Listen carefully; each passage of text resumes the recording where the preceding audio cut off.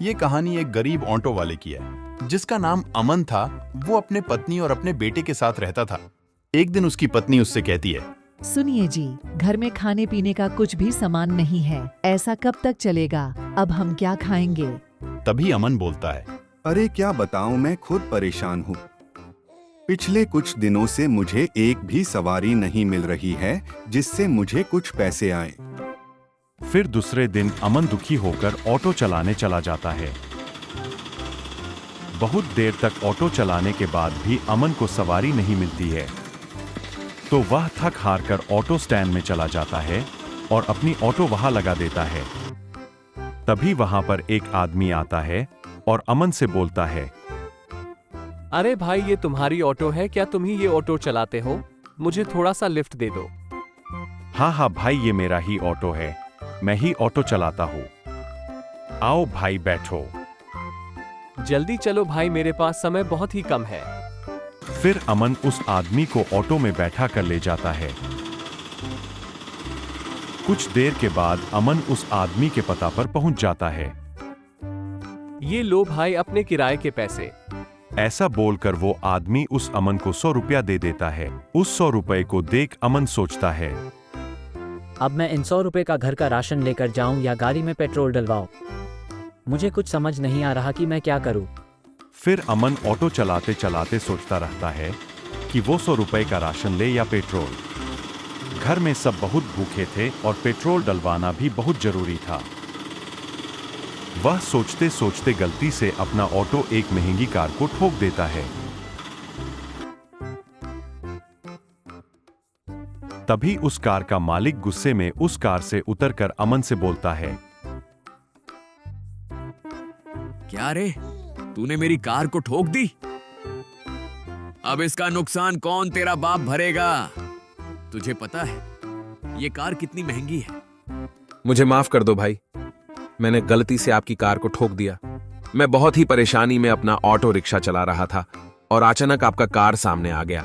ये मैंने जानबूझकर नहीं किया, मुझे माफ कर दो सेठ। अच्छा, मैं तुम्हें माफ कर दूं, और मेरे कार का नुकसान कौन भरेगा? जल्दी से पैसा निकाल। पैसा नहीं निकाला तो आज मैं तुम्हें यहां से जाने नहीं दूंगा और तुम्हें पुलिस के हवाले कर दूंगा। सेठ, मुझे माफ कर दो, मेरे पास कुछ भी पैसा नहीं है। मैं तो बहुत ही गरीब हूं, मेरे पास तो खाने का भी पैसा नहीं है। मेरी पत्नी और मेरे बच्चे 2 दिनों से भूखे हैं। मुझे माफ कर दो सेठ। तुम्हारा पत्नी और बच्चा भूखा है तो मैं क्या करूं? तूने तो मेरा नुकसान कर दिया, मैं कुछ नहीं जानता। मेरा नुकसान तुम ही भरोगे। इतना बोलकर सेठ गुस्से से उस ऑटो वाले को लात मारकर नीचे गिरा देता है। फिर वह ऑटो वाला उठकर उससे बोलता है, भाई मुझे माफ कर दो, मैं इस कार का नुकसान नहीं भर पाऊंगा।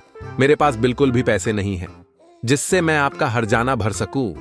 साला हरामी गरीब कहीं का, मुझे फिर कभी यहां दिखना मत, नहीं तो मैं तुम्हें जान से मार दूंगा। फिर से सेठ उसे एक लात मारकर वहां से चला जाता है। सेठ अपने मन ही मन गुस्से से बोलता है, भगवान इसका कभी भी भला नहीं करेंगे, साले ने मेरी कार को ठोक दी। और इधर बेचारा ऑटो वाला खड़ा होकर रोने लगता है और रोते रोते बोलता है, भगवान मेरे साथ ही ऐसा क्यों कर रहे हैं? एक तो मैं बहुत ही गरीब हूं और कोई सवारी भी नहीं मिल रही जिससे मैं कुछ पैसा कमा सकूं। फिर वह कुछ देर के बाद अपना ऑटो लेकर घर की ओर चल देता है। फिर भी उसके मन में एक ही बात चल रहा होता है कि वह 100 रुपए का पेट्रोल खरीदे या फिर उस पैसे का घर का राशन। फिर कुछ देर के बाद अमन अपने घर पहुंच जाता है। अमन की पत्नी अमन को देखकर बहुत ही खुश हो जाती है, लेकिन अमन अपना उदास वाला चेहरा लेकर अपनी पत्नी के पास आता है और बोलने लगता है, क्या बताऊं मैं तुम्हें, आज तो मुझे पूरे दिन भर में एक ही सवारी मिली जिसने मुझे मात्र 100 रुपए दिए। मैं तो बहुत परेशान हूं कि इस 100 रुपए का क्या करूं? ऑटो में पेट्रोल लूं या घर का राशन? बस इतनी सी बात के लिए आप इतना परेशान हैं। हम एक काम करते हैं जिससे आपके ऑटो का पेट्रोल भी आ जाए और घर का राशन भी। 100 रुपए में पेट्रोल और राशन दोनों कैसे खरीदोगी तुम?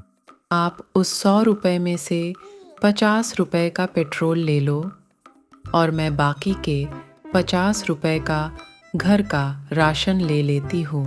तुम ठीक बोल रही हो, मैं बिल्कुल वैसा ही करूंगा जैसा तुम बोल रही हो। फिर अमन को अगले दिन से सवारी भी मिलने लगी, जिससे अमन बहुत ही खुश हो गया और उसे अब ऑटो चलाने में मन भी लग गया और उसका गरीबी भी खत्म हो गई।